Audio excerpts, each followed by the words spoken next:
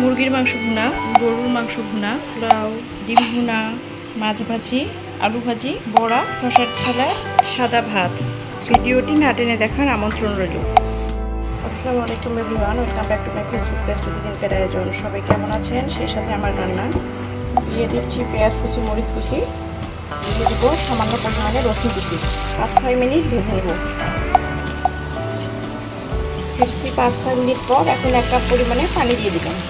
দিয়ে দিব লবণ পরিমাণ মতো, দিব পাঁচফোড়ন, জিরা, ধনিয়া গুঁড়ো, দিয়ে দিব হলুদের গুঁড়ো। 2-3 মিনিট মশলাটা কষিয়ে নেব।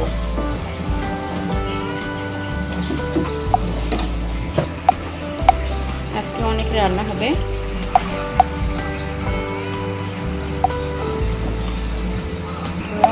মশলাটা আমি মিডিয়াম ফ্লেমে জাল করে নিয়েছি। এই পর্যায়ে মাছ অ্যাড করব। মাছের সাথে ধনেপাতা কুচি দিয়ে দিয়েছি। আমি 3-4 মিনিট নেড়ে চেড়ে এখন ঢেকে দেব।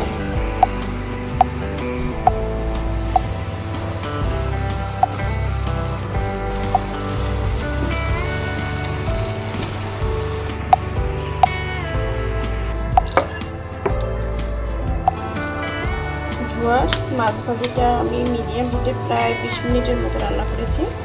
আমার ভাজি হয়ে এসেছে, দেখতে পাচ্ছেন। এখন নামিয়ে নেব।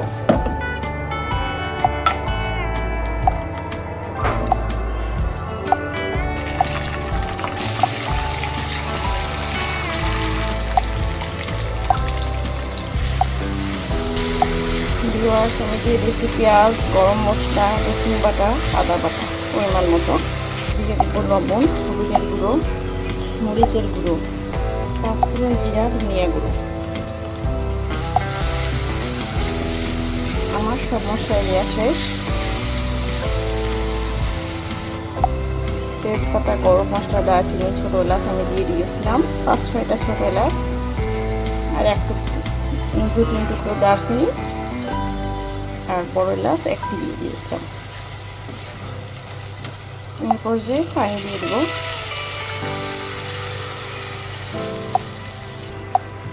মুরগির মাংস পরিষ্কার করে বেছে কেটে নিয়েছি, এখন অ্যাড করব।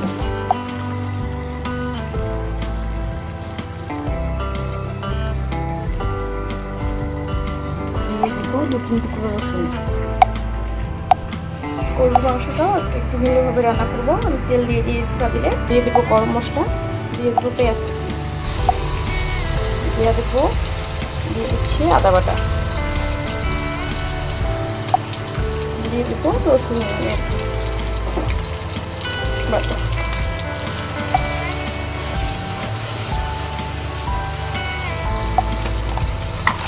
দিয়ে দেবো লবণ স্বাদ মতো, দিয়ে দিচ্ছি মরিচের গুঁড়ো। যে যেরকম ঝাল খেতে পছন্দ করেন চাইলে বাড়িয়ে কমিয়ে দিতে পারেন। দিয়ে দেবো হলুদের গুঁড়ো, দিয়ে দেবো সবশেষে পাঁচফোড়ন, জিরা, ধনিয়া গুঁড়ো।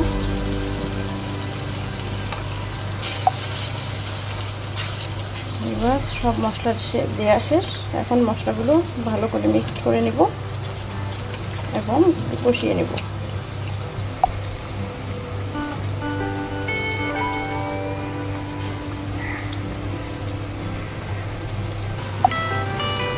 ভিউয়ার্স, আমি মশলাগুলো কষিয়ে নিয়েছি। এসে ডেকে আসতেছে। এ পর্যায়ে গরুর মাংস দিয়ে দেবো। দিয়ে দিচ্ছি গরুর মাংস। আমি কোনো পানি অ্যাড করিনি, এই কারণেই গরুর মাংস থেকে পানি বের হয়। এখন কোনো পানি অ্যাড করবো না, ঢেকে দেবো।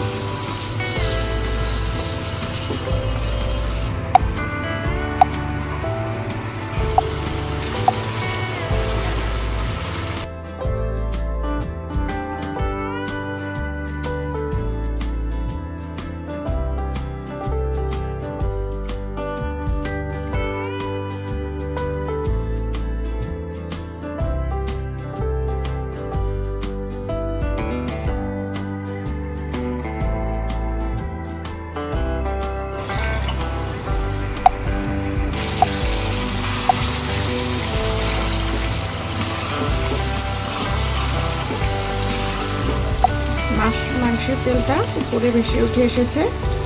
আর নিচে মশলাগুলো লেগে যাচ্ছে, পানি অ্যাড করলাম এই জন্য। ভিউয়ার্স, মাংসে আমি আলু অ্যাড করব। আমার বাসার সবাই মাংসে আলু খেতে পছন্দ করে, এজন্য আমি দেখা যায় আলুই বেশিরভাগ সময় আলুই দিই।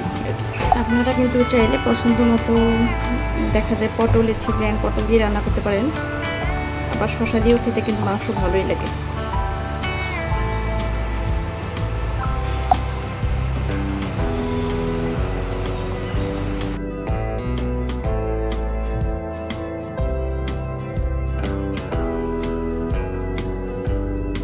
আমি প্রায় 8-10 মিনিটের মতো থেকে রান্না করেছিলাম। এ পর্যায়ে নেড়ে দিচ্ছি। মুরগির মাংসটা প্রায় হয়ে এসেছে, আর একটু ঝোল কমে গেলে নামিয়ে নেব।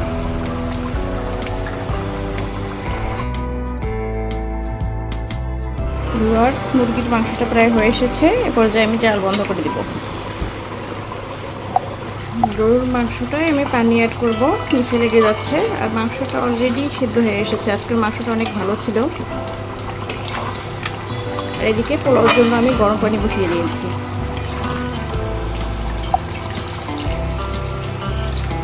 গরম পানিতে দিয়ে দিচ্ছি ছোটো এলাচ, দারচিনি টুকরো,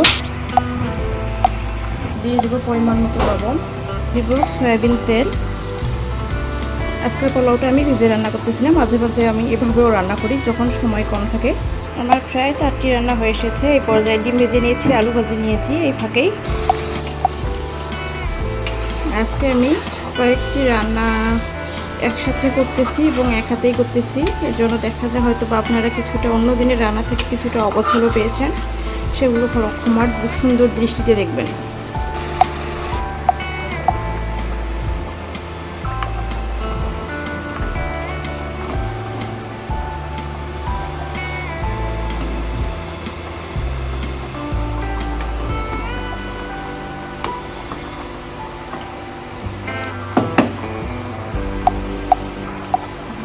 আমি পোলাওতে একটু সামান্য পরিমাণে আদা বাটা,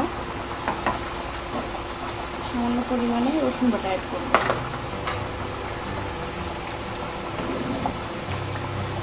তাহলে একটা পোলাওয়ের সুন্দর ফ্লেভার আসবে।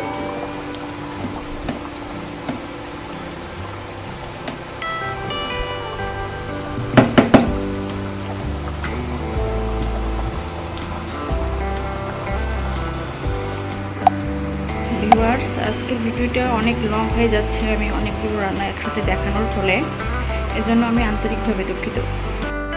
মশলা প্রায় হয়ে এসেছে, মাংসও হয়ে এসেছে। এদিকে বড়া বানাচ্ছি, রেসিপি দিতে পারিনি কারণ ভিডিওটি অনেক লং হয়ে যাচ্ছে, এজন্য। আমার সবকটি রান্নায় কেমন লেগেছে জানাবেন। ভিডিও যদি ভালো লাগে ফেসবুক পেজ থেকে হলে পেজটি ফলো করে রাখবেন, ইউটিউব চ্যানেল থেকে হলে চ্যানেলটি অবশ্যই সাবস্ক্রাইব করে রাখবেন। তখন সবাই সবার জন্য অনেক অনেক দোয়া, আমার জন্য দোয়া করবেন। আল্লাহ হাফেজ।